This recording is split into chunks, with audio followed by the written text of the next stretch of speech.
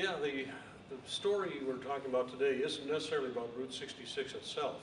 It's the experience of being on Route 66 and seeing it from the eyes of someone who was driving a classic car. In our case, it was back in the late 90s when I found in Nebraska, 1956 Ford station wagon. It was a wreck where cars go to die in Nebraska. It had windows shot out of it, laying on its frame, but it was a 1956 Ford Ranch Wagon. And those puppies are rare. I always really liked them. And I went to ask the farmer about this dead car that was out there in his field. He said, well, that thing was banded out on the road, this dirt road in front of the farm about 15 years ago, and it sat out there for years. And finally my kid decided he was going to fix it up and hooked it up to the tractor and dragged it in and started taking it apart and lost interest in it. And I said, yeah, boy, it's too bad all the chrome and the trim and the window moldings and everything are off of it, because it's something the guy could restore. And he said, oh, heck, that stuff ain't gone. It's all over in the barn. It's got masking tape on it, hanging on the wall, on nails up in the wall. And so I'm thinking, boy, ranch wagon, Nebraska, got no wheels on it, fenders are off. Nah, I don't need that. But it just kept festering, and finally the day I left, I went and talked to the farmer and said, what'll you take for that ranch wagon? And he says, what'll you offer me for? I said, how about $100 gift certificate to Walmart? He says, done. So he's all over that, so I went down and got him a gift certificate. So now I owned a wreck in Nebraska, and how am I going to get that thing home? So it was in the early days of the internet, and I could start searching on how to get things moved around, and I stumbled across a tractor's website. These guys took their tractors for tractor pulls and to show at fairs. And I found one who was coming out my way empty, and he brought it out for 400 bucks. And then, so now I own a wreck in my backyard. And I finally had to get a donor car. I found the steel was really good on it. All the pieces were there, but the front crossmember was rusted out.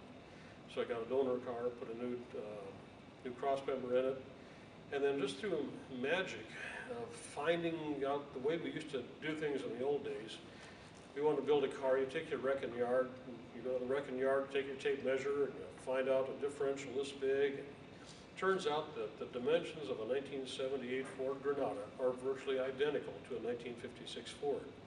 So the differential came out, bolted into the 56. You can actually disassemble the disc brakes off of the front end. They will bolt onto a 1956 Ford A-arms, hooked it all up, and away we went.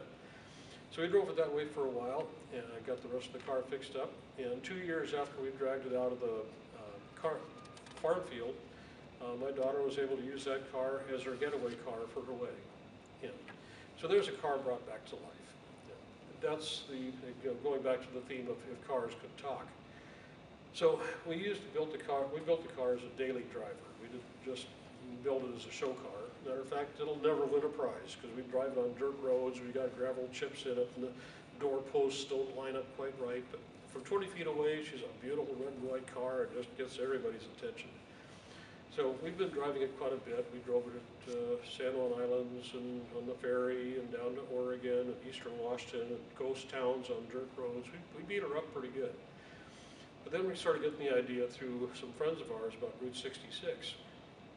And, well, at first it's a big project, a month away, 6,000 miles in expense. As the more we thought about it, the more we decided to do it.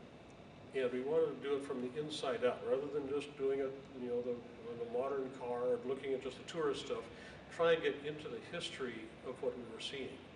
And we found that driving an old car, the 1956 Classic, opened up many, many doors.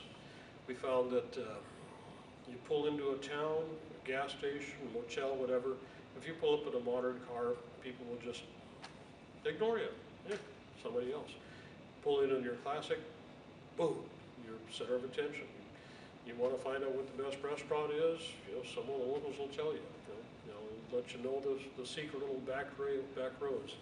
So you get to see things from the inside out rather than from the outside in. And it was a 6,000 mile trip. It took us about a month. We really emphasized getting off the beaten track rather than just using the GPS to find the closest way from A to B. use the old paper maps.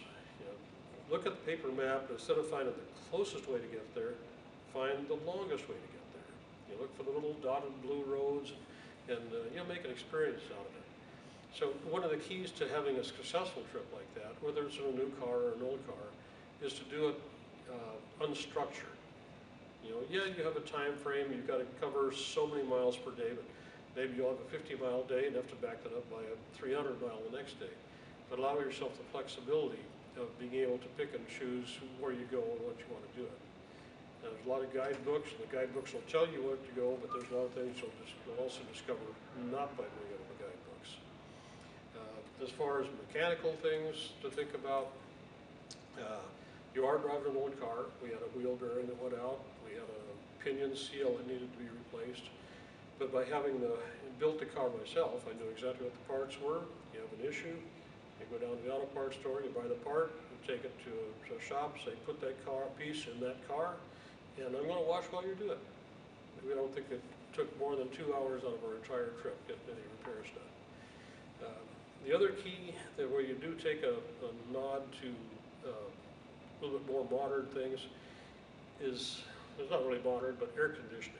If you're doing it in a classic and you want to enjoy yourself and be able to take your time, yeah, put air conditioning in it. We went with a couple of other cars on 66 who didn't have AC, and it was a little bit harder for them. It was supposed to be fun. So I'd encourage anybody else to do it, but the summary of it is keep it fun. Be serendipitous, allow yourself a schedule, and try to appreciate the history, because when you're in the old car, the history will come to you. You don't have to go looking for